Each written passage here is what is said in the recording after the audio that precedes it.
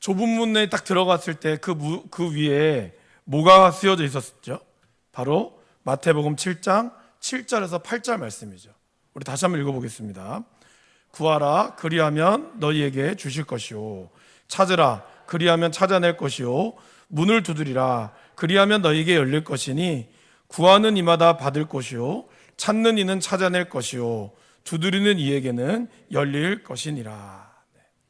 여러분, 이 크리스찬이 이 문을 이제 그 책에 보면은 2번, 3번 계속 두들겼다고 나옵니다.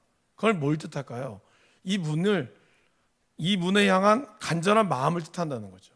그래서 이거는 문을 두드려야지만이 문이 열린다는 뜻하기보다는 하나님이 주시는 이 은혜를 사모하는 자에게, 그러니까 이미 받은 은혜를 사모할 때 하나님이 그 문 가운데 주는 축복을 이야기하고 있다는 겁니다. 그러니까 우리가 뭔가의 열심을 통해서 구원을 받는 것이 아니라 하나님의 구원은 이미 하나님이 우리에게 주신 이 구원을 우리가 어떻게 더 간절함으로 나아가느냐라고 여기는 것이죠. 지난 동안 크리스찬은 많은 고생을 했습니다. 그 고생 가운데서 그를 더욱더 간절하게 했고 그런 간절함으로 그가 문이 열려졌을 때 더욱더 감사함을 느낄 수 있도록 하나님은 그렇게 말씀하셨다라는 것이죠. 이것과 똑같은 본문인 누가복음 11장 9절에서 13절 말씀해 보시면 좀 긴데요, 10절부터 한번 읽어보겠습니다. 구하는 이마다 받을 것이요 찾는 이는 찾아낼 것이요 두드리는 이에게는 열릴 것이니라. 너희 중에 아버지 된 자로서 누가 아들이 생선을 달라 하는데 생선 대신에 뱀을 주며 알을 달라 하는데 전갈을 주겠느냐? 너희가 악할지라도 좋은 것을 자식에게 줄 알거든. 하물며 너희 하늘 아버지께서 구하는 자에게 성령을 주시지 않겠느냐 하시니라. 그러니까 하나님께서는 우리가 구하고 두드리는 자에게 예비된 것들을 주신다는 거죠. 그러니까 여러분들이 두드릴 때 갑자기 하나님이 줄게 이게 아니라 예비되어 있을 때 우리가 그걸 사모하는 자에게 하나님은 주신다는 거죠. 그래서 신앙이라고 하는 것은 하나님의 전적인 은혜와 또 우리가 그것을 믿음으로 반응하는 이것이 같이 어우러져야 한다라는 것입니다. 오늘 이 말씀에서 그러면 이 좁은 문에 들어갈 수 있는 사람은 과연 누굴까요, 여러분? 오늘 크리스찬이 이제 이런 말을 하죠. 자신이 주인임을 깨닫고 자신을 온전히 부인하는 자. 그 다음 페이지 넘겨보실까요? 네, 그 다음 크리스찬이 이렇게 얘기합니다. 여러분들이 한번 크리스찬의 입장에서 아까 그 대사인데 조금 더 우리 한번 같이 한번 여러분의 마음을 담아서 한번 읽어볼까요? 제가 지금 여기로 들어가도 될까요? 비록 저는 하나님의 말씀을 거역한 쓸모없는 존재이지만 문 안에 계신 분이 저를 긍휼히 여겨 받아주실 수 있으신지요? 만일 당신께서 저를 긍휼히 여겨주신다면 저는 저 높은 곳에 계시는 하나님께 끊임없이 영원한 찬양을 드리겠습니다. 그래서 하나님 앞에 은혜를 아는 자, 그리고 자신을 온전히 부인하는 자만이 이 좁은 문에 들어갈 수 있다는 겁니다. 그러니까 문을 두드린다고 해서 다 들어가는 게 아니라 먼저 묻잖아요. 누구냐고. 그러니까 그런 질문 앞에 나의 신앙 고백이 항상 서 있어야 한다는 거죠. 하나님의 은혜를 알고 나는 비록 쓸모없는 존재지만 그러나 긍휼의 하나님께서 나에게 문을 열어주신다면 내가 영원히 하나님을 찬양하겠습니다. 들어가기를 힘쓰고 문을 두드리는 것이 구원의 조건이 아닙니다. 그러니까 내가 뭔가 열심히 해서만 들어가는 게 아니라 하나님의 은혜에 대한 이 믿음의 응답이라는 거죠. 이 믿음의 응답으로 반응한다는 거예요. 그래서 우리가 이걸 항상 기억해야 됩니다. 15장 26절에서 27절 말씀에 보면 스로보니게 여인이 나오죠. 스로보니게 여인이 주님 이걸 고쳐달라고. 그때 예수님이 그러잖아요. 26절에 그죠? 자녀의 떡을 개들에게 던짐이 마땅하지 아니하다.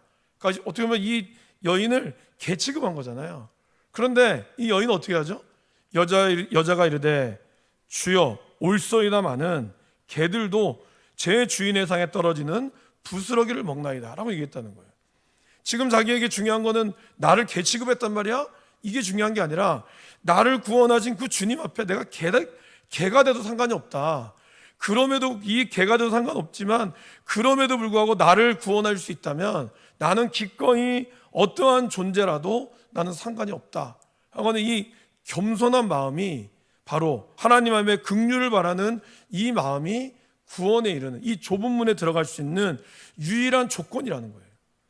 우리가 많은 돈이 있다고 해서 좁은 문을 들어갈 수 있는 게 아니라, 여러분들이 뭔가 뛰어나서 좁은 문에 들어갈 수 있는 게 아니라는 것이죠.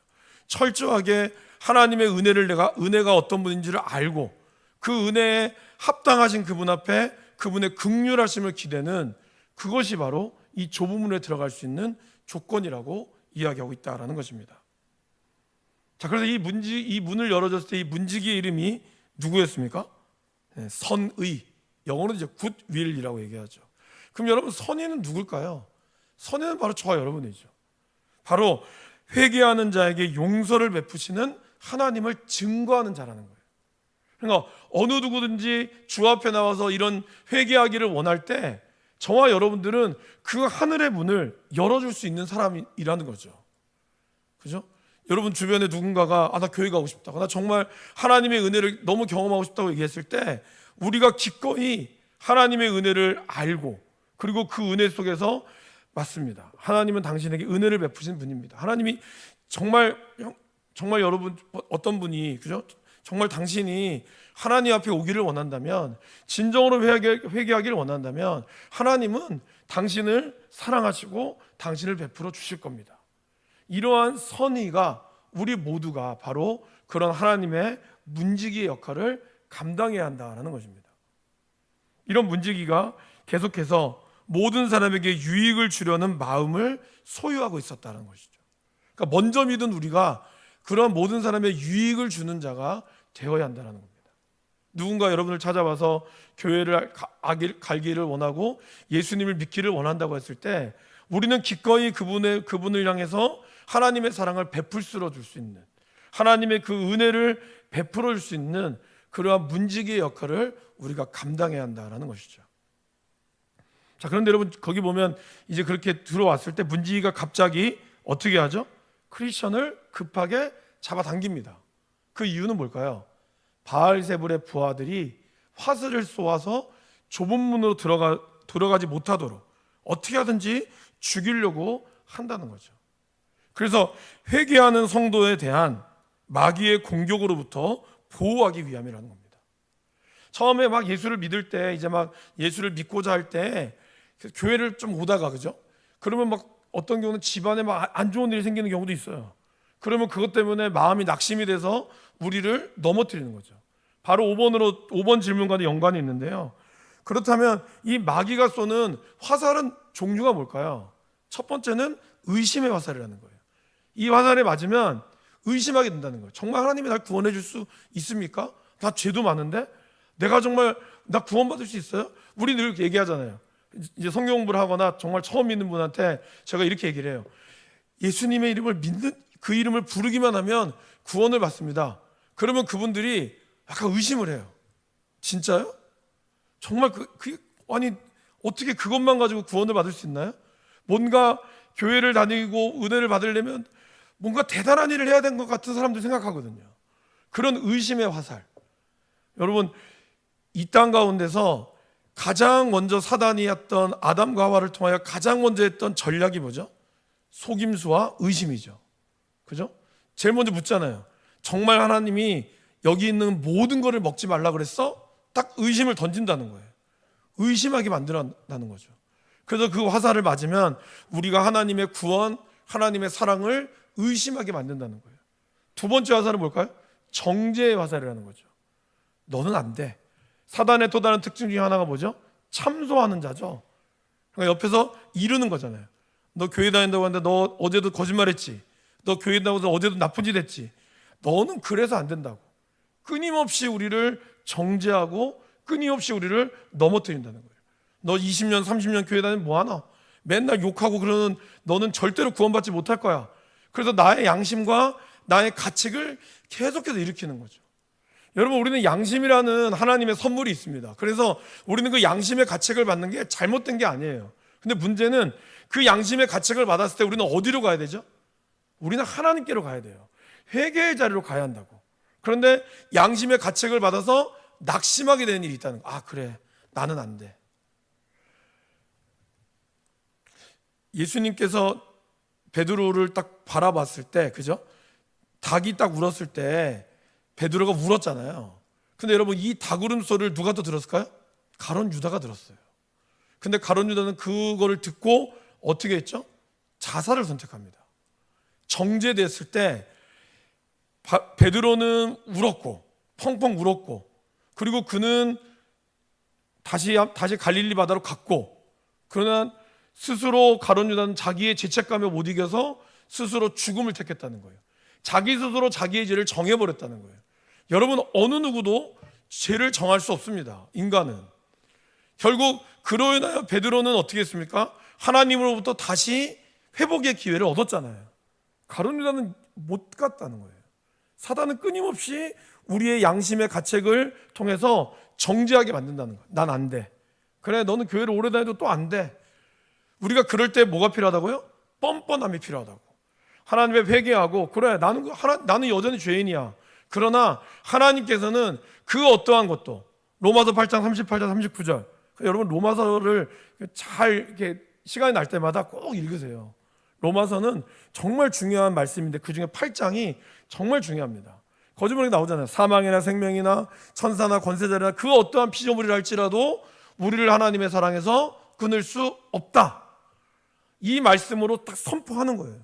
사단이 여러분을 끊임없이 정죄하고 끊임없이 여러분을 넘어뜨리고 여러분의 죄를 다 긁어내잖아요. 넌 목사가 그런 생각하면 어떡하냐? 너는 네가 목사 자격이 있냐? 네가 무슨 장로 자격이 있냐? 끊임없이 우리를 그렇게 해서 정죄하고 넘어뜨리려고 하는 거죠. 그 앞에 우리는 오히려 하나님 나의 죄됨을 인정하고, 그리고 그 말씀으로 우리가 나타나야 한다는 거죠. 이겨내야 한다는 거죠. 그러한 정죄의 화살을 마귀는 계속해서 쏩니다. 마지막으로 마귀는 자기 의의 화살을 쏘게 만드는 거예요. 그러니까 이 화살을 맞으면 내 의로 구원받을 수 있다고 얘기하는 거죠. 사실 어쩌면 여러분, 사단이 지금 예수를 믿는 우리에게 있어서 가장 강력한 화살은 아마 자기 의의 화살이라고 저는 생각합니다. 이제 여러분들이 예수를 믿었어요. 하나님의 은혜를 알았어요. 그러면서 우리는 열심히 합니다. 복음에 대해서 이제 교회를 열심히 하고 기도도 열심히 해요. 그러는 순간 우리 안에 드는 또 하나의 유혹이 있다는 거죠. 뭘까요? 나는 이렇게 열심히 하는데 왜 뭐가 잘 안 되지? 그런데 저 사람은 별로 열심히 안 하는 것 같은데 왜 이렇게 잘 되지? 그런 비교. 그러면서 나는 열심히 하고 열심히 하지 않는 사람들에서 은근한 우월감. 나는 그래도 기도도 안 빠지고, 나는 모도 안 빠지고, 나는 모도 안 빠지고 다 열심히 해. 근데 저 사람은 별거 아니야. 이러면서 나의 의를 계속해서 드러내려고 하는 거죠.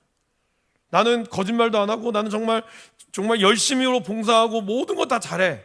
이러면서 마치 구원이 내가 열심히 해서 된 것처럼 그렇게 자기 의에 빠져 있는 경우들이 많다라는 거죠.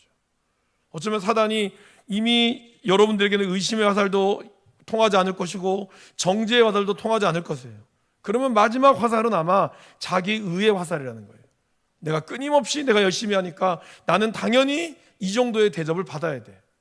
이러한 섭섭 마귀들이 계속해서 우리를 끊임없이 저와 여러분들이 유혹한다는 거죠. 그러게 여러분, 우리는 정말 아무것도 아니라는 그러한 철저하게 하나님 앞에 내가 드러나지 않도록 우리가 끊임없이 늘 하나님 앞에 서야 한다는 것이죠. 이러한 화살들을 조심해야 됩니다. 여러분, 사단은 절대로 포기하지 않습니다. 우는 사자와 같이 삼킬 자를 두루 찾아다닌다고 그랬습니다. 쉼 없이 찾아다닌다고 그랬어요. 여러분들이 부지런한 것만큼 사단도 부지런합니다. 그 사단의 실체를 우리가 잘 알아야 한다는 것이죠. 그래서 이러한 세 개의 화살들을 쏩니다. 구원의 은총과 성화의 길은 전적으로 하나님의 은혜만으로만 가능하다는 것을 기억해야 돼요. 구원은 하나님의 은혜만으로 가능하다는 걸 우리는 믿습니다. 그죠? 구원은 선물이잖아요. 그런데 성화의 과정, 하나님을 닮아가는 과정은 나의 노력이 있어야 한다고 생각해요. 물론 맞습니다. 나의 노력이 들어간 게 맞아요. 그러나 그 안에서도 내가 은혜가 없으면 안 된다라는 거예요. 이거를 여러분들이 항상 잊으시면 안 된다는 것이죠. 여섯 번째, 이제 이 말을 듣고, 그죠? 이 크리스찬이 이러면서 이제 당신 앞에 당신 앞에 열려 있는 문을 닫을 사람이 없습니다. 이 얘기를 했잖아요. 정말 하나님이 열린 문은 누구도 닫을 수가 없어요. 크리스찬 너무 기뻤죠. 그러면서도 동시에 두려웠어요. 그 이유는 뭘까요? 영적인 세계의 비밀을 깨달았기 때문이라는 거죠. 이 영적인 세계는 정말 하나님이 주관하는 세계구나. 그러면서 내가 이제 이 고난, 지금까지 왔던 고난에 대해서 하나님이 다시는 이 문을 닫지 않을 거에 대한 것이 있지만, 그러나 또 내가 가야 될 길이 무슨 문이죠? 좁은 길이거든요. 그 길에 대한 두려움이 있었다는 거죠. 자, 여러분 창세기에 보면 28장에 보면 이 야곱이 형을 피해서 도망가다가 루스라고 하는 땅에 있잖아요. 거기서 잠을 잤는데 뭘 환상을 보죠? 사닥다리 환상을 보죠. 이 사닥다리 환상을 보면서 그가 황홀경에 빠집니다. 그러면서 그가 이 고백을 하는 거예요. 같이 읽어볼까요? 야곱이 잠이 깨어 이르되 여호와께서 과연 여기 계시거늘 내가 알지 못하였도다. 이에 두려워하여 이르되 두렵도다 이것이요 이것은 다름 아닌 하나님의 집이요 이는 하늘의 문이로다 하고, 너무나 좋은 것을 봤지만 동시에 두려움이 온 거예요. 왜? 이 거대한 임재 앞에 내가 과연 어떻게 해야 될까? 이 두려움, 그죠? 여러분, 우리가 영적인 세계를 누리면서 하나님이 주신 놀라운 축복 가운데 우리가 기쁨이 넘치지만 한편으로는 우리 가운데 두려움이 있죠. 그래서 사도 바울은 구원을 얘기해서 뭘 얘기하죠? 너희가 두렵고 떨림으로 너희의 구원을 이루라고. 이미 받은 구원이 있지만 이제 앞으로 주님을 향해 나아가는 성화의 구원은 두렵고 떨림이 있다는 거예요. 이 길을 걸어감에 있어서 나에게 찾아올 고난과 그 시험, 그러나 또 나와 함께 하실 하나님의 은혜를 경험하게 되는 거죠. 이걸 또 누가 경험했죠? 바로 베드로와 야고보와 요한이 경험했죠. 변화산에 올라갔을 때 베드로가 뭐라 그러니까? 주여 여기가 좋사오니 주께서 원하시면 여기에 초막새들 지읍시다. 하나는 주를 위하여, 하나는 모세를 위하여, 하나는 엘리야를 위하여. 그가 환상 중에 그 구약에서 그렇게 그들이 존경하고 하는 모세, 율법의 대가인 모세, 선지자의 대가인 엘리야를 보면서 이 베드로가 정신이 없었죠. 환상 가운데 그가 봤다면서 했던 말이에요. 그런데 그 말 가운데 이제 하나님이 얘기하시잖아요. 이는 내 사랑하는 아들이요 내 기뻐하는 자라. 그의 말을 들으라. 그때 베드로가 뭐라 그러죠? 베드로가 듣고 엎드려 심히 두려워했어요. 이 어마어마한 광경을 보면서 너무 황홀했지만 그러나 두려웠다는 거예요. 어쩌면 하나님을 바라보는 우리의 마음이 그래야겠죠. 하나님이 주는 은혜에 너무 기쁘지만 이 은혜를 내가 정말 감당할 수 있을까? 이 은혜를 가지고 내가 정말 하나님 뜻대로 잘 살아갈 수 있을까? 이 두려운 마음. 크리스찬이 그랬다는 거예요. 그래서 내가 그 말을 들으니 내가 너무 기쁘면서도 한편으로는 두렵습니다. 진정으로 영적인 세계를 아는 사람은 기쁘지만 동시에 경외감이 있다는 거예요. 근데 그걸 모르는 사람은 그냥 천방지축 날뛰기만 하는 거죠. 진짜 하나님의 임재 가운데 머물렀을 때 그 두려움이 우리 가운데 있다라는 겁니다. 그럴 때 이 길을 걸어갈 수 있다라는 것이죠. 자, 그러면서 이제 문지기와 크리스찬이 막 얘기를 나누잖아요. 혼자 왔습니까? 네, 혼자 왔습니다. 왜 혼자 왔어요? 저희 가족들이 있었는데 가족들은 이것이 너무나 두려운 줄을 모르고 우리를 비웃었습니다. 그리고 나를 쫓아오는 고집쟁이와 온순이라는 사람이 있었는데 이들도 온순은 특별히 나랑 같이 가다가 맞았고 또 세속 현자라는 사람이 나에게 길을 가르쳐줬지만 우리는 끝났습니다. 그러면서 이제 이 선의가 축복하잖아요. 그런데 그때 이 크리스찬이 이런 대답을 하죠. 우리 그 다음 페이지를 한번 넘겨봐 주실까요? 네, 그 다음 페이지. 네, 대사를 먼저 읽을까요? 같이 읽어보겠습니다. 그분 전도자께서 다시 한번 제게 와주신 것은 하나님의 자비로운 섭리였으며 그렇지 않았다면 영영 이곳에 오지 못했을 것입니다. 그러나 이제 어리석고 용기가 부족하여 그 산으로 인해 죽임을 당하기에 마땅한 존재인 제가 여기까지 무사히 와서 당신과 이야기를 나누고 있으니 이 얼마나 주님의 큰 은총입니까? 그죠? 다시 그 앞으로 넘겨주실까요? 그러니까 여러분, 이 크리스찬이 자기가 지금까지 만난 사람과의 차이점은 뭘까요?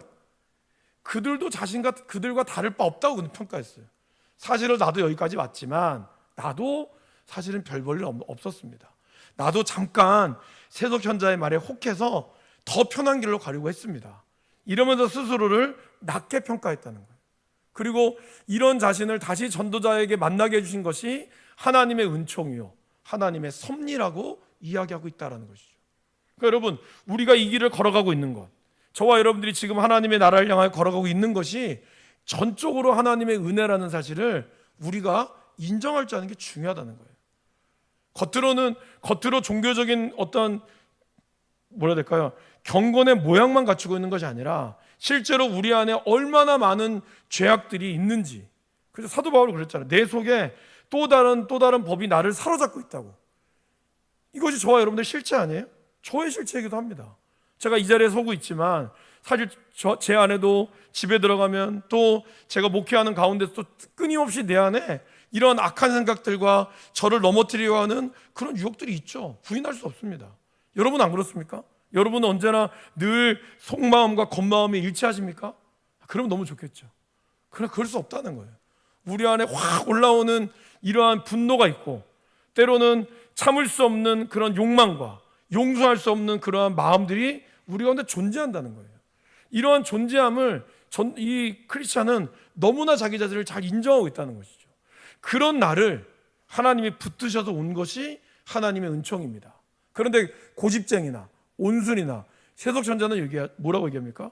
다 뭔가 예수를 믿으면 뭔가 그죠? 좋은 거 없을까? 이런 거만 따지고 세속천자는 이 땅에 있는 합리성, 이 땅에 뭔가 합리적으로 이야기하는 것 같지만 그 안에는 전혀 생명력이 없는 그러한 말로 사람들을 현혹하는 이러한 사기과 같은 모습 속에서 오히려 크리스찬은 자기 자신을 제대로 바라보고 있었다라는 것이죠. 자, 다음 넘기셨어요? 디모데전서 1장 14절에 15절에 보면 사도 바울이 이렇게 얘기하잖아요. 같이 한번 읽어보실까요? 우리 주의 은혜가 그리스도 예수 안에 있는 믿음과 사랑과 함께 넘치도록 풍성하였도다. 미쁘다 모든 사람이 받을 만한 이 말이요 그리스도 예수께서 죄인을 구하시려고 세상에 임하셨다 하였도다. 죄인 중에 내가 괴순이라. 바울도 자기가 너무나 죄인이라는 것을 그는 고백하고 있다는 거예요. 내가 죄인 중에 괴수다.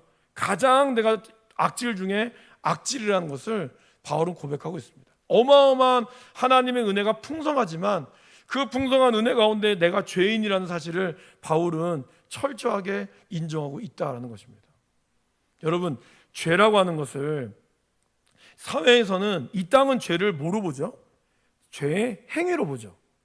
그러니까 예를 들면 내가 저 사람을 찔러 죽인 것에 대해서 내가 죄가 성립이 되는 거지 마음으로 저 사람을 죽이고 싶다는 건 죄가 성립이 안 돼요. 그렇잖아요. 죄는 그러니까 사회에서 이야기하는 세상의 법은 행위를 통해서 이 사람의 죄를 보는 거죠. 그러나 예수님은 그렇게 보지 않았습니다. 이미 네가 그 마음에 저 사람을 죽이고 싶다, 저 사람에 대한 살인하는 마음을 품은 순간부터 너는 이미 살인자라고. 그러니까 예수님이 이야기하는 죄의 기준은 전혀 다릅니다. 우리는 예수님의 천국의 시민권을 가지고 있기 때문에 우리에 대한 법의 기준은 이 땅의 법의 기준으로 삼으면 안 된다는 거예요. 이 땅의 법의 기준으로 삼으면 우리 모두 죄인이 아니죠. 교회 다니는 사람이 얼마나 착합니까? 그렇잖아요, 사실은. 그런데 우리의 죄의 기준은 하나님의 법의 기준으로 따져야 한다는 거예요. 그 법의 기준으로 따지면 우리는 모두 죄인일 수밖에 없다는 거예요. 그러면 성경은 그런 죄의 기준을 따지는 것이 목적입니까? 그러기 때문에 우리에게 은혜가 필요하다는 것이 목적일까요? 후자죠. 이제 다음 주부터 나오는 그 해석자의 집이라는 집에 가서 우리가 보게 될 거거든요. 7개의 교리를 이제 하나하나씩 보게 될 텐데 거기에 율법이 나오는 거예요. 결국 여러분, 율법의 기능은 뭐죠? 율법의 기능은 우리가 죄인이라는 것을 보게 하는 거예요. 보게 함으로써 우리를 정죄함으로 끝나는 게 아니라 그러기에 우리는 은혜가 필요하다.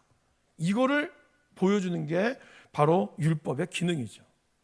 그러기에 우리는 우리가 죄인이라고 하는 이 사실은 맨날 죄인이라고 기분 나쁠 수 있지만 그러나 우리의 근본적인 우리의 마음을 들여다봐서 그래, 맞아, 그러기에 우리는 하나님의 은혜가 필요한 존재야 라는 것을 우리가 봐야 한다는 것이죠. 그죠? 오늘 크리스찬의 이러한 기준은 저와 여러분들에게도 굉장히 중요합니다. 왜냐하면요, 크리스찬을 맞이한 하나님이 이제 뭐라고 얘기합니까? 크리스찬을 맞이한 하나님은 회개하고 돌아오는 자에게 이전 일은 기억하지 않아요. 딱 그렇게 얘기하잖아요. 바로 이사야 43장 18절 19절에 하나님이 얘기하셨죠. 너희는 이전 일을 기억하지 말며 옛날 일을 생각하지 말라. 보라, 내가 새 일을 행하리니 이제 나타낼 것이라. 너희가 그것을 알지 못하겠느냐? 반드시 내가 광야의 길을 사막의 강을 낼 것이다. 이렇게 약속하셨다는 거예요. 그리고 또 하나님은 이사야 1장에 통해서 뭘 얘기하시죠? 같이 읽어보실까요? 여호와께서 말씀하시되 오라 우리가 서로 변론하자. 주홍 같을지라도 눈과 같이 희어질 것이요 진홍같이 붉을지라도 양털같이 희게 되리라. 너희가 즐겨 순종하면 땅의 아름다운 소산을 먹을 것이요. 여러분 이 말을 우리가 오해하면 안 됩니다. 그걸 회개도 안 하고 그냥 과거 일은 과거니까 그냥 묻어둡시다 이게 아니에요. 오늘 변론하자 이 말은 너와 너의 죄를 우리가 따져보자. 그리고 하나님 앞에 따져보고 회개하면 나아가면 하나님 어떻게 한다고요? 너희 죄가 아무리 주홍 같을지라도 눈과 같이 희어질 것이다. 하나님은 미쁘시고 의로우사 너희를 모든 불의에서 깨끗하게 하실 것이다. 그러기에 오늘 이 크리스찬은 자기의 죄를 철저하게 인정했습니다. 나는 정말 부족했고 또 그 가운데서 또 부끄럽게 세속 현자의 길을 따라 갔습니다. 그런 자기의 죄를 솔직히 오픈했을 때 이 문지기는 그러한 오픈하는 그 사람의 말을 통해서 예수님의 말씀을 전했다는 거죠. 그러니까 저와 여러분들도 정말 진심으로 회개하고 오는 우리의 형제들과 우리의 자매가 있다면 그 사람을 진심으로 그리스도의 마음으로 용서하고 품어주는 것이 필요하다는 거죠. 이전 일을 기억하지 않는, 아니 예수님도 기억하지 않는 걸 왜 우리가 자꾸 들춰냅니까?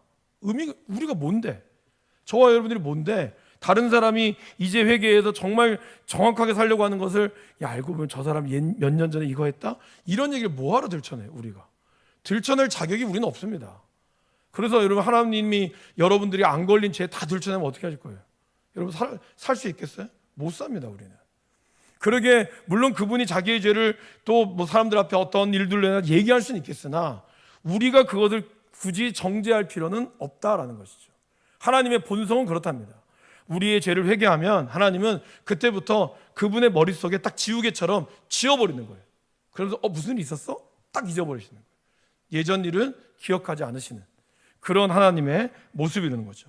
그리고 이제 우리는 그것을 통하여 어떻게 해야 돼요? 나아가야 한다는 거예요. 주님이 주는 길로 나아가야 하는 거예요. 자꾸 과거를 발목 잡혀서 예전에 이랬던 거를 발목 잡는 게 아니라 이제는 앞으로 나아가야 되는 거죠. 그래서 문지기는 크리스천에게 나를 따라오시라고, 이제 나를 따라와서 그 좁은 길을 가르쳐 줍니다. 문지기가 크리스천에게 가르쳐 주기는 어떤 길이죠? 좁은 길이고 하나 더 얘기했죠. 똑바른 길이라고. 그 길은 좁은 길이지만 똑바른 길입니다. 그때 크리스찬이 뭐라고 질문하는지 여러분 기억나세요? 그 좁은 길이 힘듭니까? 그렇게 묻지 않았어요. 네, 묻지 않고 그는 이렇게 물어보았습니다. 그 길을 걷는 사람이 길을 잃어버리게 할 만한 구부러진 길이나 모퉁이 길은 없습니까? 물어봐요. 무슨 말일까요? 내가 이미 좁은 길로 가기로 결정했다면 그 길에 대해서 내가 온전히 신뢰하고 오히려 내가 이 길 말고 다른 길을 갈 수 있는지를 물어봐야 한다는 거예요. 좁은 게 얼마나 힘들어요? 많이 아파요? 어떻게 해요? 안 아프게 하는 방법은 없어요? 그게 아니라는 거예요. 그 길이 좁은 길이고 그 길이 똑바른 길이라면 이 길은 내가 걸어갈 텐데 혹시나 내가 혹시 구부러진 길 아니면 이 좁은 길에 나를 유혹할 만한 다른 길은 없습니까? 크리스찬은 질문을 그렇게 했다는 거예요. 그러니까 자기 자신을 비교하는 게 아니라 오직 이 길을 온전히 가기 위해서 그 길을 가기 위해서 질문했다는 거죠. 그래서 이 문지기가 뭐라고 얘기하죠? 물론 넓은 길이 있습니다. 그 길은 구부러진 길이 있습니다라고 얘기해요. 그래서 10번째, 좁은 길과 넓은 길의 차이는 뭘까요, 여러분? 좁은 길은 우리를 게으르지 않게 만들어요. 그리고 좁고 협착하기에 돌아갈 수가 없어요. 계속해서 우리를 전진하게 만드는 길입니다. 그리고 이 길은 거룩한 길이에요. 우리가 죄와 싸우며 거룩으로 추구하는 이 길이었다는 것입니다. 그러나 넓은 길은 어떨까요, 여러분? 넓은 길은 구부러진 길이기 때문에 사실은 조금만 실패해도 괜찮아요. 그러게로 하여금 사람들로 하여금 방심하게 만든다는 거죠. 스크루테이프에서 나오는 이 스크루테이프가 조카인 워무드에게 사람들에게 이 죄의 길로 걸어가는 거의 특징을 이야기하고 있습니다. 그게 뭘까요? 죄의 길은 이정표도 없고 넓고 그리고 경사가 완만하다 이렇게 얘기해요. 경사가 완만하기 때문에 내가 이 길이 죄의 길인지 아닌 길인지도 모른다는 거예요. 여러분, 이 길이 완전히 낭떠러지라면 누가 가겠습니까? 안 가죠. 그러나 마귀는 우리에게 이 길이 아주 평평하게 내려가서 내가 이 길을 내려가는지 안 내려가는지도 모른다는 거예요. 마치 그 제주도에 있는 도깨비 길처럼 분명히 오르막길인데 내리막길 같이 이러면서 이렇게 걸어가는데 마지막에 보면은 낭떠러져 있는 거예요. 그게 죄의 길의 특징이라는 거죠. 넓은 길이나, 그러나 넓은 길도 사람들이 많이 찾지만 다수의 사람들이 다 가는 길이어서 이 길이 마치 모든 사람이 옳은 길처럼 보이지만 결국에 그 길 끝에는 죽음의 길이 있다는 걸 얘기합니다. 그럼 여러분, 이 좁은 길을 우리 힘으로 갈 수 있을까요? 여기 밑에 보이시죠? 이 길은 인간 스스로의 힘으로 절대로 갈 수 없다는 거예요. 철저히 주님의 은혜에 의존해야 하는 길이라는 겁니다. 예수님에게 부자가 찾아왔잖아요. 부자가 어떻게 해야 내가 영생을 얻을 수 있습니까?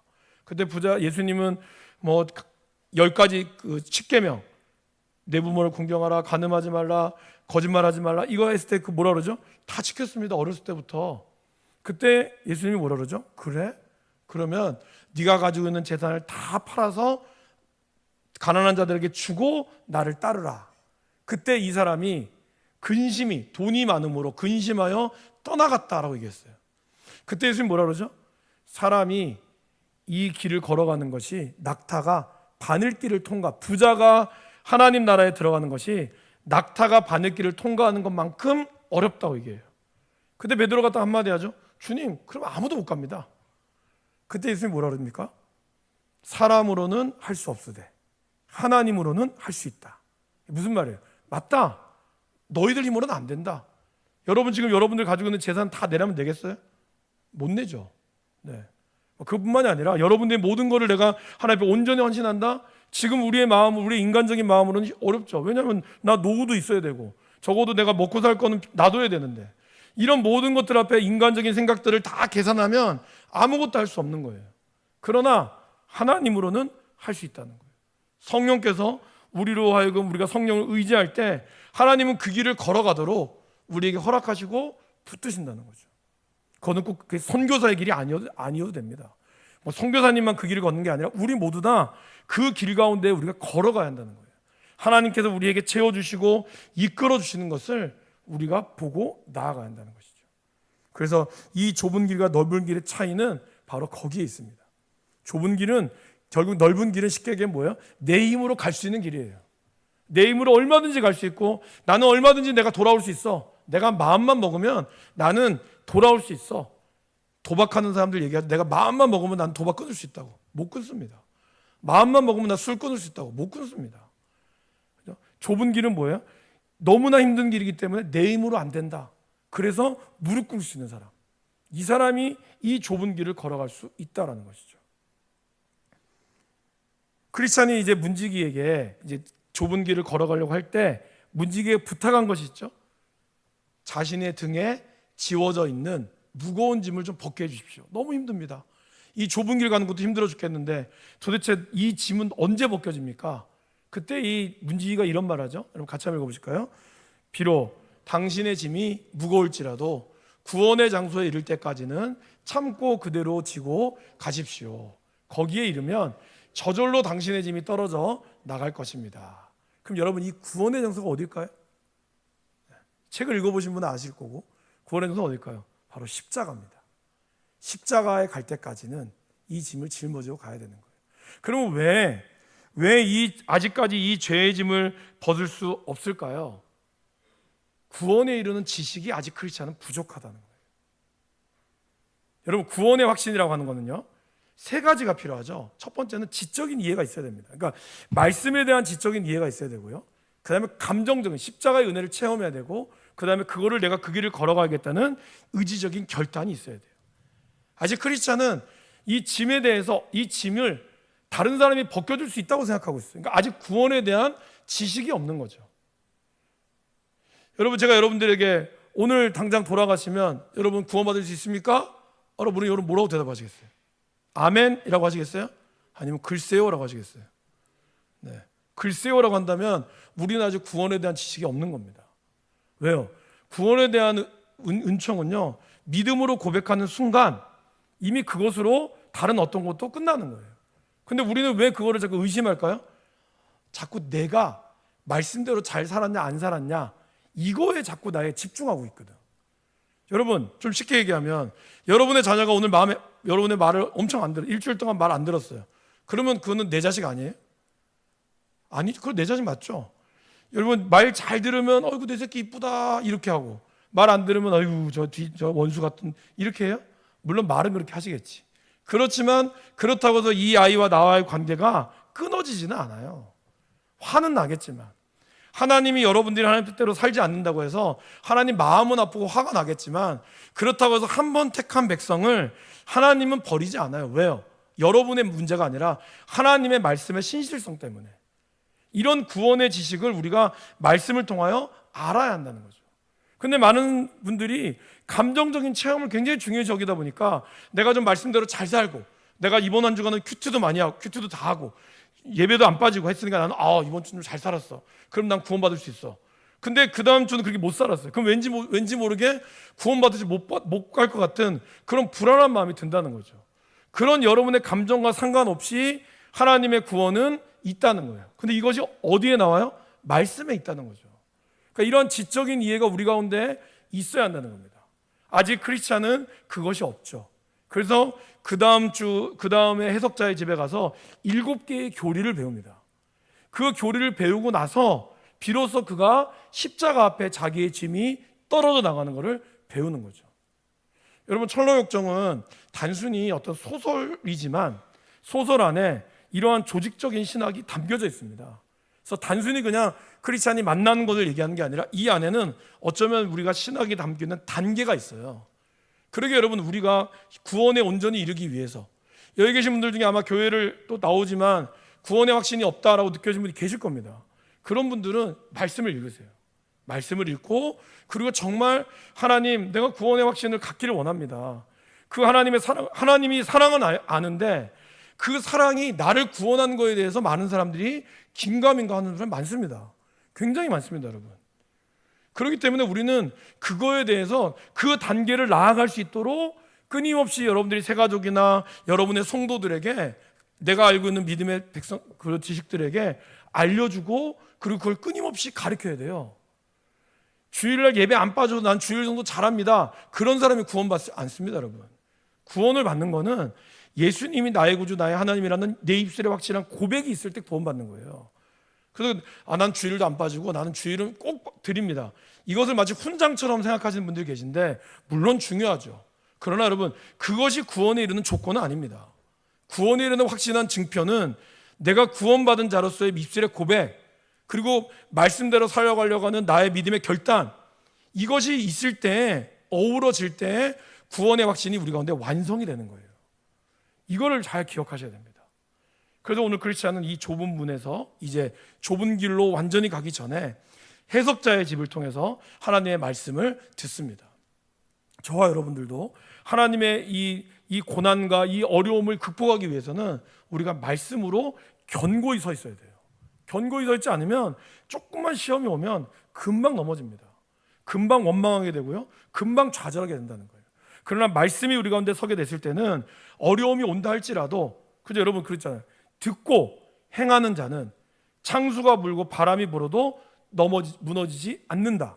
그러나 듣기만 하고 행하지 않는 자는 바람이 불면 넘어진다고. 우리가 말씀을 듣는 것으로 끝나는 게 아니라 이 말씀으로 우리가 실천하고 그 말씀이 견고히 서 있어야 하는 것이 중요하다는 것이죠. 그걸 여러분들이 잘 기억하시고 우리가 마지막까지 정말 천국에 이르는 이 여정에 우리 모두 다 승리할 수 있기를 간절히 축원합니다. 함께 찬양하시겠습니다. 찬송가